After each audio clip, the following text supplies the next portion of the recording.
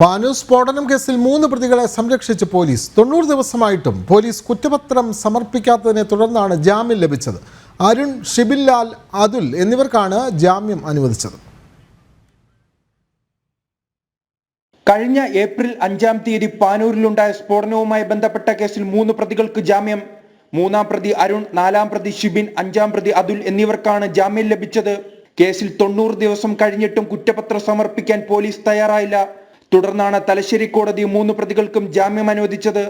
3 മാസം മുൻപ് നടന്ന സ്ഫോടനത്തിൽ ഒരാൾ കൊല്ലപ്പെടുകയും 3 പേർക്ക് ഗുരുതരമായി പരിക്കേൽക്കുകയും ചെയ്തു. തുടർന്ന് ബോംബ് നിർമ്മാണവുമായി ബന്ധപ്പെട്ട് 15 പേരെ പോലീസ് അറസ്റ്റ് ചെയ്തിരുന്നു.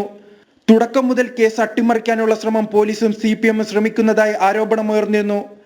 അതേസമയം വരും ദിവസങ്ങളിൽ കൂടുതൽ പ്രതികൾക്ക് ജാമ്യം ലഭിക്കുവാനാണ് സാധ്യത. ജനം, കണ്ണൂർ.